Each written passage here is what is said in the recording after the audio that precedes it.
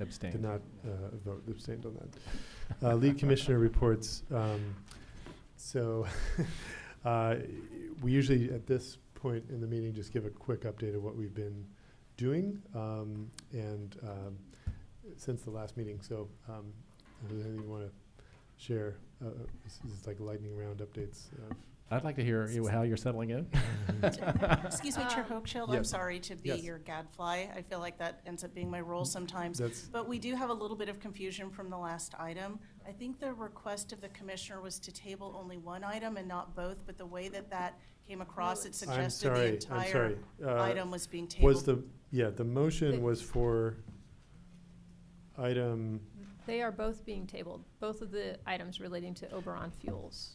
right, but so Oberon was, Yeah, there's two items. so that was really for item 11A. Yes, so maybe if Thank you for that. No, that's exactly your job. Let's go back to that. So Commissioner Monahan, if you could make a motion to table item 11A. Is that correct? yes, and then you Yeah. will need to vote Got with it. Sorry respect about to that. B as well, the motion. Just 11A. Sorry. Yeah. Okay, let's do. No, you're right. It's both pieces of 11A. Yeah, so why don't you make the motion again for item 11A? Thank you. I would propose tabling both issues on 11A for the next business meeting. Okay, is there a second? I'll second that. Okay, all in favor say aye. And then The do we, motion passes unanimously. So 11A is, and sorry, then we need to vote on 11B, correct? So can you make that motion, Commissioner Monahan, to approve item 11B? Thank you, Courtney. I make a motion to approve item 11B. Is there a second? Second.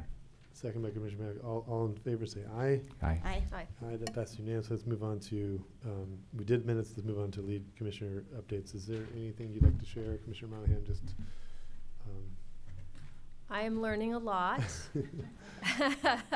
I've worked at a national and international level for the last decade, so while I had a long history in California before that, now I'm reacquainting myself with both California policy and specifically and the Energy Commission, how we do business. I really am impressed with the leadership of the Energy Commission so far and their patience as they educate me on the nuances of the job. So it's been fabulous. great, welcome. Commissioner McAllister?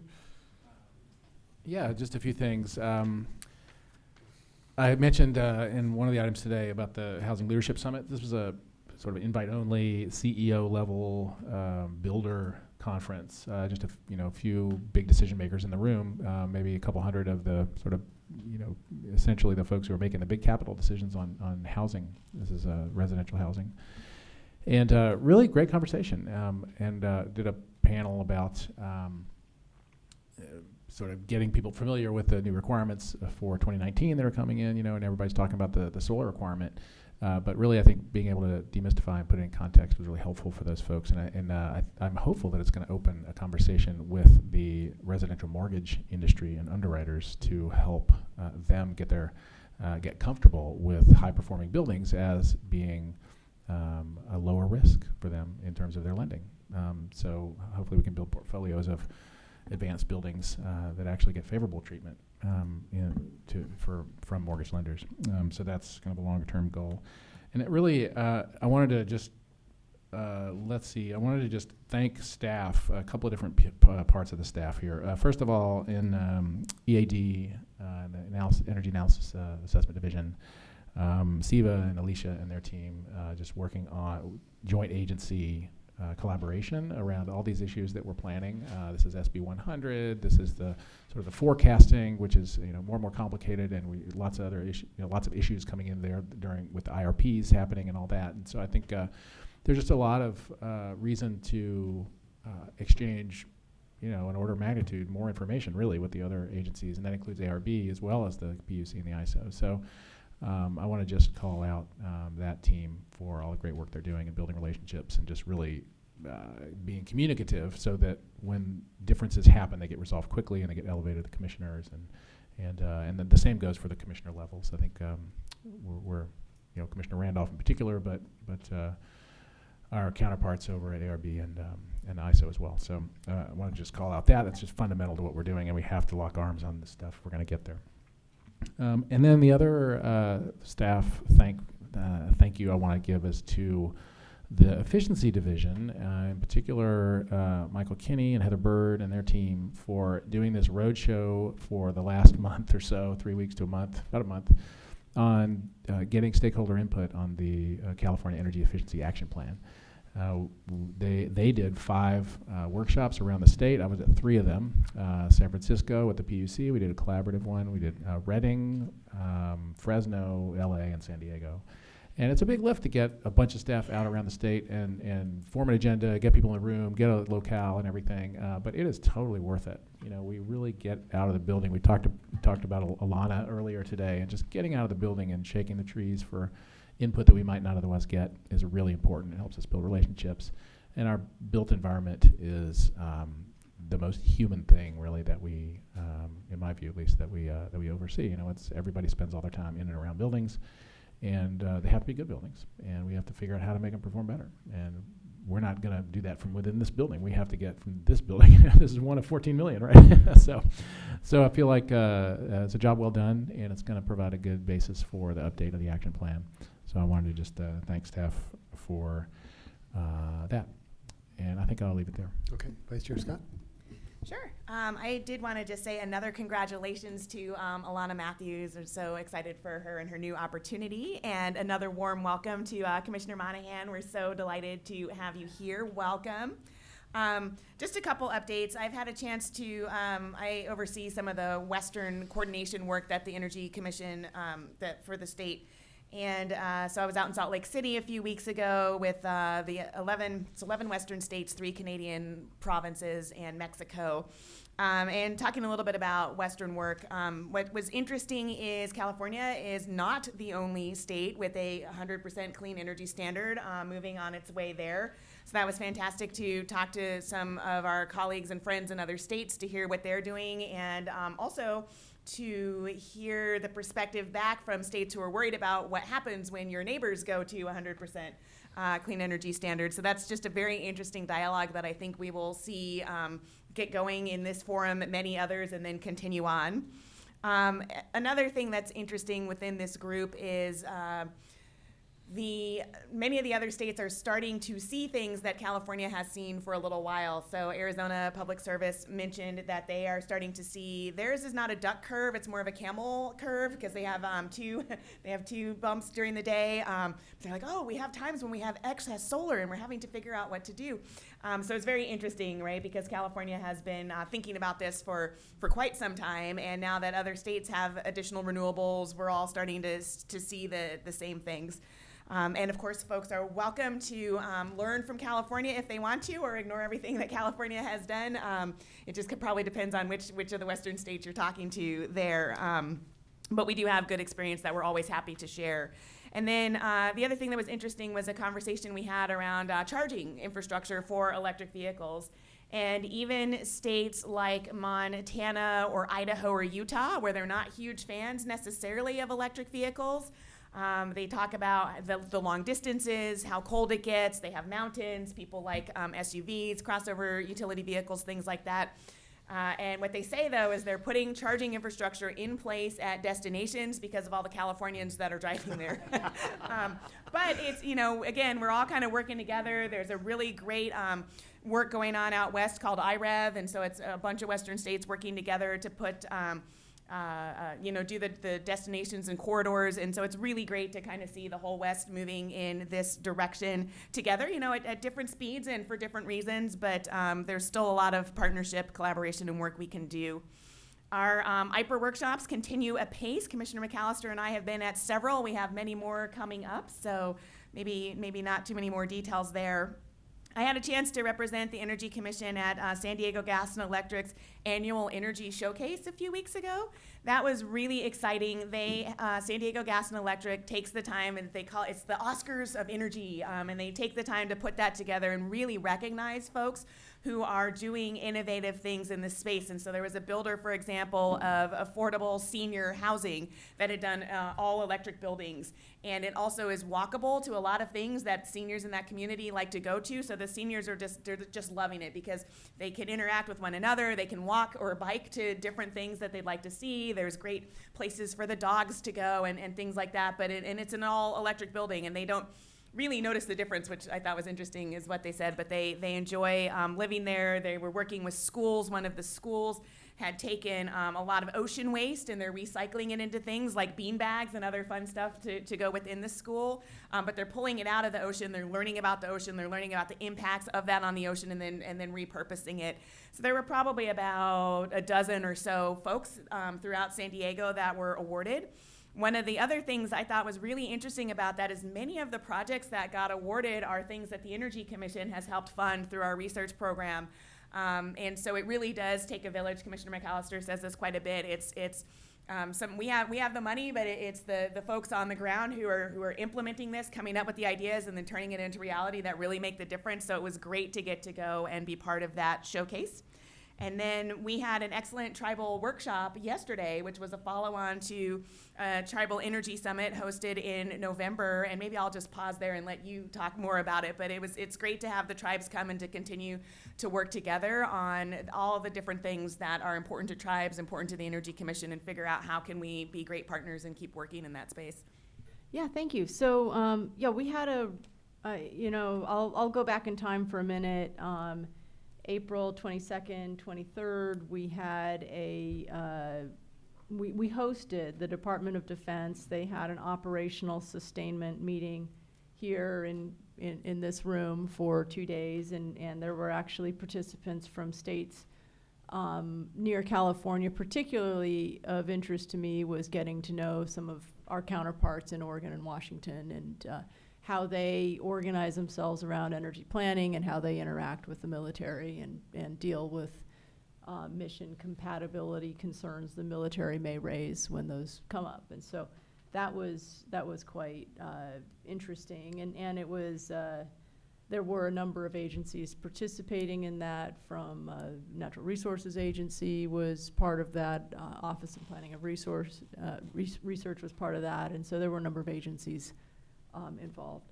Yesterday, as Commissioner Scott said, we hosted a really nice follow-on to the Tribal Energy Summit, and we had great attendance from tribes, not only in the room, but also on WebEx, and that was thanks to quite a lot of work on the phones by Tom Gates and Jessica Bonitz and others on staff who took the time to call tribes and find out if they were coming and encourage them to come. And that workshop was also an opportunity to give tribes information and get their input on the upcoming tribal energy, tribal government, the Challenge Grant Program.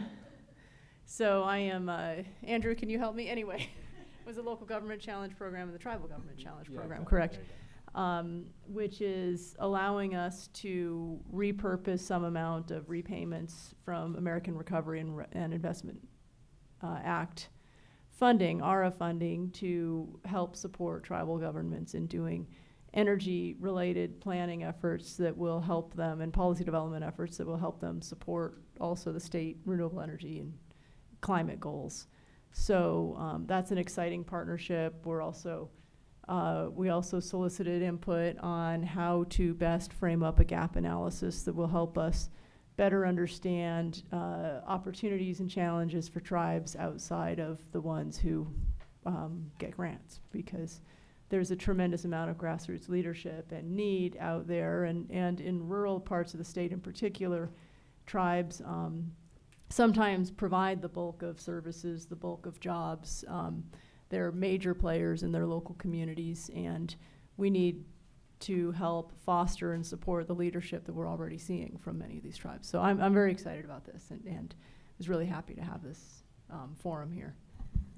And I also, let me just pause. I need to thank Energy Commission staff in, I think, all of our divisions except perhaps, I don't think we had SEVA's division, but everyone who manages and runs, grant programs, so in particular, EPIC, transportation programs, renewables, we had staff, contracts, we had staff really go through nuts and bolts of what the Energy Commission programs are that may intersect with tribal interests that we heard articulated at the Energy Summit or through other forums, and how to engage with the Energy Commission, and we had a nice dialogue about that too. Commissioner McAllister? I left out one thing. I did want to comment on local government. This challenge effort, we started it maybe 4 or 5 years ago with the excess ARA, the reflows from the ARA funding, and we have done a local government challenge with about $10 million of grants, and it's really had a big impact. And I think the additional reflows that come in every year, this is a perfect use for them. And given this governor's understanding of the importance of local government, and the May Revise actually, with some emphasis on that, I think that we have an opportunity to kind of stimulate some conversation about local government and how we get them the resources they need, because every single project, whether it's tribes or counties, cities, they touch every single project, and they are under-resourced, and they're stretched really thin, and they need planning expertise, and they need capital for projects. And so I think that's a conversation I would love to carry forward, obviously within this agency, but also in coordination with the governor's office and other agencies. I did want to mention one other thing, though, that I neglected to bring up because I thought I didn't remember that it was since the last business meeting. But the Art Rosenfeld Symposium happened at Berkeley Lab a few weeks ago, and I did closing comments after this really glorious day of beautiful talks and presentations and student posters, and Rob Socolow from Princeton came out and did the sort of early keynote in the day, and just a really great, it felt like old home day in a lot of ways, because I used to work at LBL and just have worked with that community for such a long time. Notably, there were a lot of people in the room who had never met Art. And I thought that was a huge, it was a revelation, because it was young people who are in this, they've drunk the Kool-Aid, they're doing the work, they're super smart, they're engaged, they're idealistic, they've got the elbow grease and their sleeves rolled up and are learning in, one of the premier institutions on these issues. And they're doing it, really based on this within this landscape that Art kind of defined, and it's a lot of the topics that are being explored are sort of the new digital age iteration of things that Art thought about 40 years ago, longer, 50 years ago. And so anyway, it was really heartening to kind of see, because sometimes when you celebrate, a lost leader who, had been at it for 6 decades, the community tends to be older and aging with that person, but this community is really renewing in a way that's very important, and I think very heartening for all of us in California. And it's just expression of our continued leadership and just the vision that we're providing everyone. So that was a beautiful, Art was definitely there in spirit. It was a beautiful event. Well, great. Thank you for that, Commissioner McAllister, as we meet in the Art Rosenfeld hearing room here. So a quick update from me. Today, we're going to be submitting to the governor the gasoline price report. We really want to thank SEVA, Ryan, all the rest of the team, Drew, and everyone else who's worked on that. And that will be done by the end of the day. We're doing a couple other strategic initiatives, including the lithium task force meeting, lithium event we're doing next week. I want to thank Commissioner Douglas for pitching in and helping with that, really to try to do what we can to promote lithium development in California. And we got some incredible stakeholders coming to the table for that. We're also co-hosting, along with EPRI, Silicon Valley Leadership Group, CAISO, and UC, this symposium July 11th and 12th on electrification in the building sector and the transportation sector, looking how we really press forward, decarbonize those sectors. And there's a lot of momentum in this arena, but the importance of it has been highlighted even more as we move now to 100% clean grid. We just want to rapidly expand the services that the grid is providing across all sectors. So that will do a deep dive into the innovation that's happening, the barrier busting, best practice policies, a lot of local government participation, private sector participation, and it's going to be a great event. I am going to China in a few weeks to speak at an innovation summit and meet with a bunch of stakeholders. That is one of the priority countries, as it has been and will continue to be, as well as to Canada in another 10 days or so for the Clean Energy Ministerial meeting. And I just came back from a fascinating Forum 100 conference in Switzerland, met with, actually this is not a sector I know a whole lot about, but this company Climeworks, which is doing actually CO2 extraction from the air. It has a device like a fan that basically sucks the CO2 out, and they calcify it into rock. This is stuff that I was very sort of grouchy and dismissive about a few years ago, and I really feel like we need to thoroughly explore this family of technologies. The urgency of the problem we're facing is at that stage. They're interested in doing a pilot project in California. Great interest in Europe in what we're doing. It was really, really high value. Met with the president of Switzerland and energy minister and a number of other leaders there. I also just wanted to give a special note of thanks to Jennifer Martin Gallardo for stepping up and agreeing to be acting public advisor. One of the tasks that I've asked her to undertake is to initiate a new ombudsman function as part of that office. We are here to deliver service to our grant recipients. We're here to serve them. And we need to constantly be seeking every way, every day, how to do that better. When the innovators succeed, we all succeed. And so one of the functions I've asked her to dig into is actually to reach out comprehensively, come up with a plan to solicit feedback on how was their process getting a grant from us. That information will be kept confidential. We'll use the content, but it won't be attributable. That's really in the service of us getting better with our process and actually seeking actively to get feedback. Because I think our systems are basically working well, but I'm confident there's areas where we can continue to improve, and I'm concerned nobody wants to bite the hand that feeds them, right? And so you don't want to be complaining to the person writing the check. Actually, we want that feedback. We are seeking that feedback, and so that's going to be, I think, a new and really important role, and I really want to thank you for being willing to step up, and look forward to supporting you in that as we go forward. With that, before we move to closed session, I wonder, can we just do the executive director's report and public advisor's report and public comment prior to closed session? Is that okay with everyone? Why don't we move on? Is there a report from the executive director? Yes, I just have a very brief report. I've talked a number of times to the commission about our primary funding account, the ERPA, Energy Resources Program account, and I have a brief good news, bad news story. The good news is the legislature agreed and adopted our BCP, our budget change proposal, for about $10 million. That is removing about $10 million from ERPA. This adds to the last two fiscal years where collectively we reduced by $27 million. So you add these together, over the last 3 years we've reduced the pressure by $37 million. That's the good news. The bad news is, nevertheless, even with that, we project, and we presented this to the legislature per their request, that in 22-23 we will be $1 million in the red. $1.3 million in the red, even with these. So they've asked us to come back next year and again provide what they call an SRL, a supplemental reporting language, where we identify additional measures that we think we can take to try to close that gap entirely. So that's my report. Thank you. Thank you. Public advisor's report.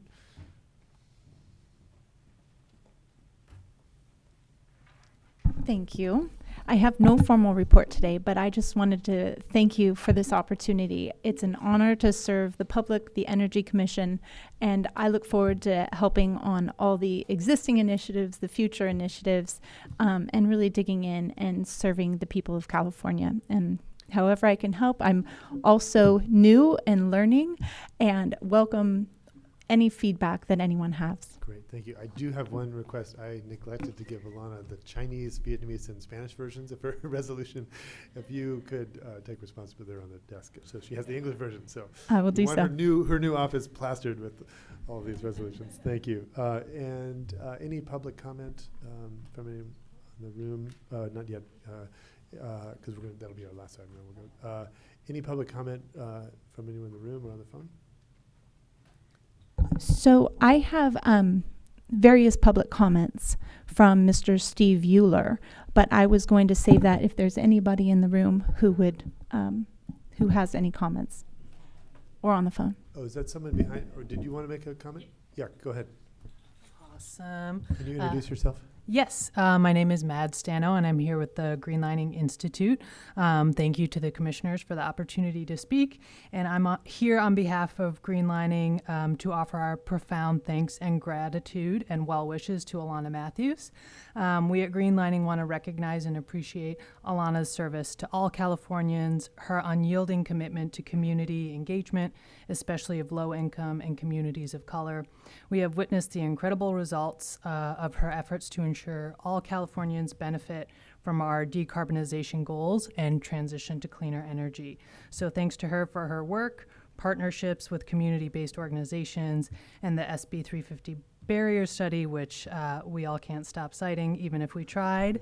And we look forward to working with her in her new role and to the new public advisor as well. We know California is closer to energy equity because of Alana's hard work. Thank you. Thank you so much for coming. Appreciate that. And go ahead, Jennifer, did you want to share another comment? All right. As I mentioned, these are public comments made by request of Mr. Steve Euler because Can we start the timer, please? because he's unable to attend the hearing today. For item number 16, he's the public advisor's report. He has requested, please see that I am supplied with the governing procedures for the adjudication of my petitions, rulemaking or otherwise. Energy Commission staff appear to make use of underground regulations or apply unequal application of Title 20 regulations. Please welcome the new commissioner of the Commission's legislative body, Commissioner Patty Monahan. Appointment designation, Science Engineering. I hope she will bring with her knowledge that will have the Commission move away from analog modeling. Perhaps the use of W. Edward Deming's principles and discrete event scheduling will better reflect the just-in-time nature of electric power generation and use in California's goals metrics. Analog modeling may seem to work for batch and queue production. Batch and queue requires storage, as indicated by modeling formulas that average generation and hide critical paths. Perhaps this is why the duck chart appears to have merit. Forecasting through analog modeling limits progressing of the forecast through time. Forecasts are typically wrong because of condition changes. It can be said of your system, it is perfectly designed to get the results you are getting. If you want different results, change your system. A paradigm shift is required. Discrete event scheduling would better reflect the just-in-time nature of electric power generation and use, making the duck chart unremarkable. Discrete event scheduling will better match the just-in-time Kanban nature of electric power generation and use. Progressing of schedule can be done in real time to better plan use of the grid. This will allow solutions to be applied and adjusted by using actionable information. The Japanese know this as Kaizen, continuous improvement, that drives out muda, waste or inefficiencies.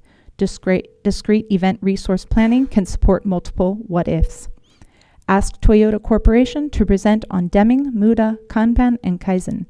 With Toyota's help, Kaikoku, radical change may happen, leading to climate goals being met earlier. I am ready to process any of the data that may have been made available to contractors in the docket 18 MISC 05, project title Disaggregated Demand Data Cleaning Workshop. Please see that smart meter data is posted on the 18 MISC-05 website. I have supplied a dynamic privacy method I believe will protect utility customers' privacy. It is based keeping customer identifiable specific information secure as arcane knowledge on a need-to-know basis. Okay, that's 3 minutes. Thank you. Any other public comment from anyone else in the room or on the phone? Hearing none, Courtney, before we go into closed session, do you have anything else you wanted to address in your report? No, nothing. Okay, at this time, the commission will now go into closed session as specified in agenda items 14A2 and 9, which provide notice that the commission will adjourn to closed session with its legal counsel pursuant to Government Code Section 11126E to discuss the following litigation to which the Energy Commission is a party: Communities for a Better Environment and Center for Biological Diversity versus Energy Resources Conservation and Development Commission, and State Energy Resources Conservation and Development Commission versus Hygen Industries Incorporated. We anticipate returning to open session. Should we say is 12:30 too ambitious, or 12:45? I'd say 12:45 is a better estimate. Okay, let's 12:30 is say ambitious. 12:45. Thank you.